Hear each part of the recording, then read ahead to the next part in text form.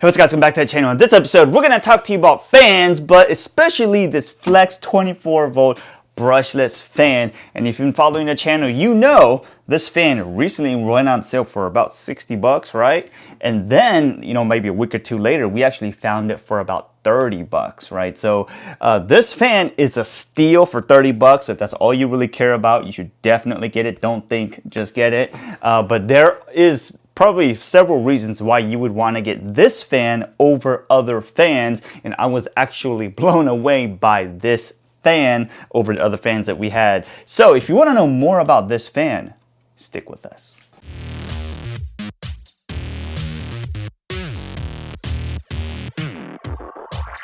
So this right here is the Flex brushless fan, and before we get too far into it, let's talk about the important stuff that people may want to care about, right? So this moves an air volume of around 1100 CFM. It has a max airspeed of around 19 miles an hour, and this pivoting angle can pivot about 180 degrees. It has a dual power source, meaning there is a plug you can plug in on the back, and you can also run it on AC.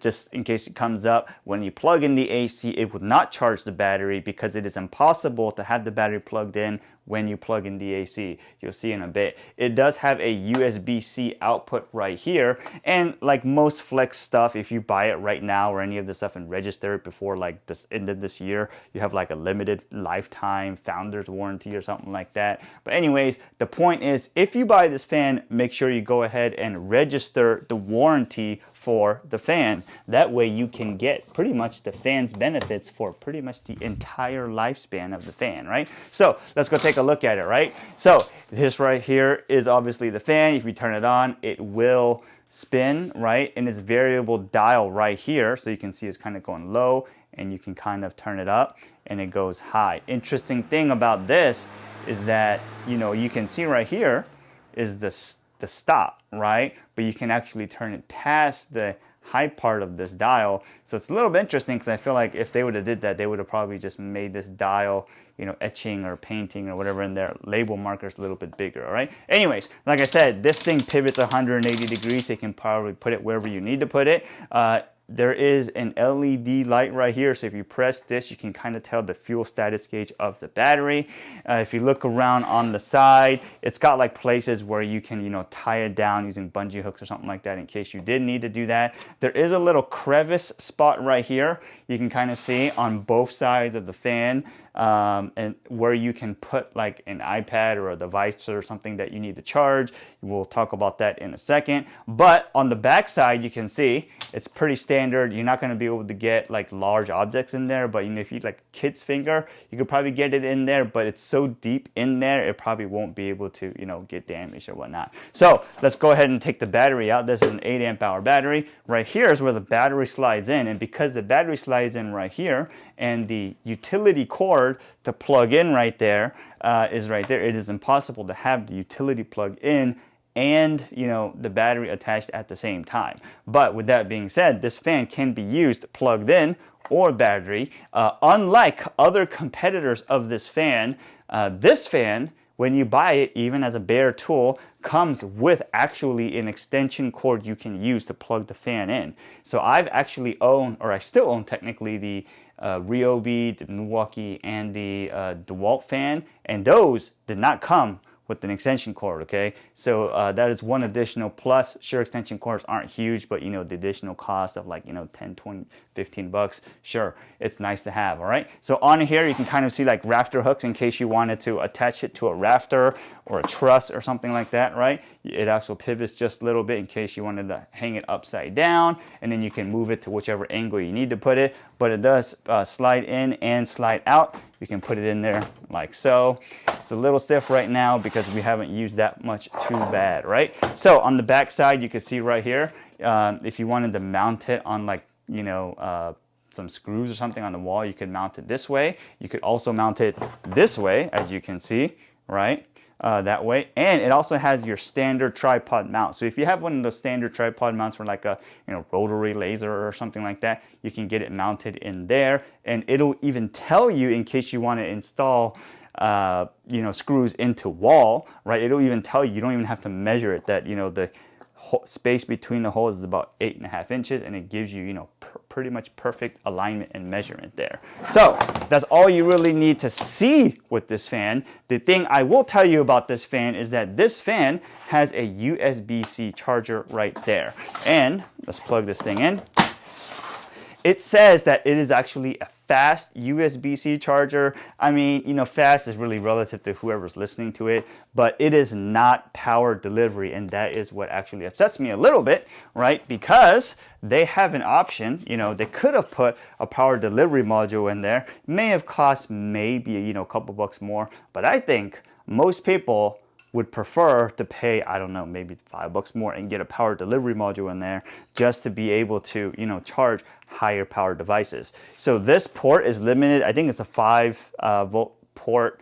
5 volts, it can, the USB-C can do 5 volts and up to, I think it's like 2.1 amps, right?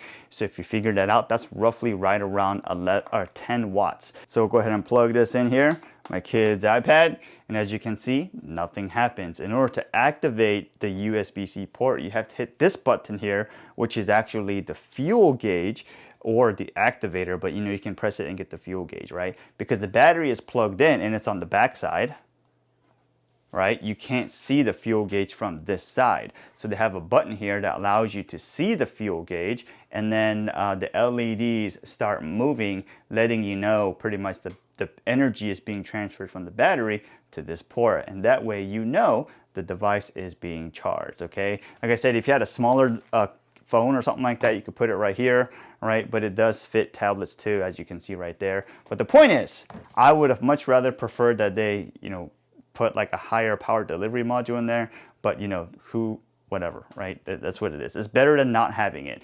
The Dewalt fan does not have this, the Ryobi fan doesn't have it, and the Milwaukee fan doesn't have it. But I do appreciate them having this, mainly because you may put this in a situation to dry paint or something like that, and at that point you may want to charge your devices because it's pretty much going to be stationary. So it is nice to have that because you can also put a big battery pack in there and also use that juice to all your other devices.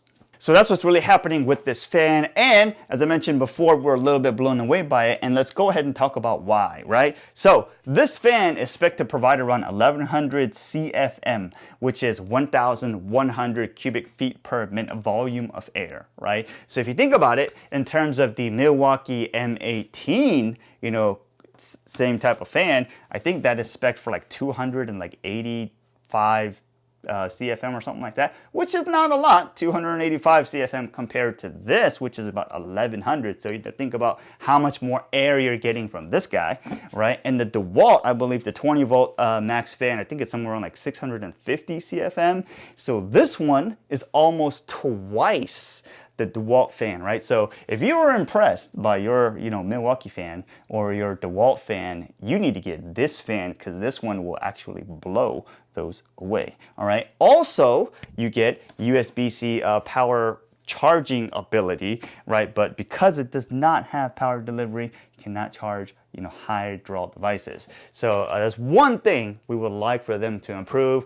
Also, you know, just make it power delivery. That's probably one thing. You know, I think people, like I said, will be willing to pay a little bit extra for that. What would also be nice is be able to plug in the fan and also charge the battery on this at the same time.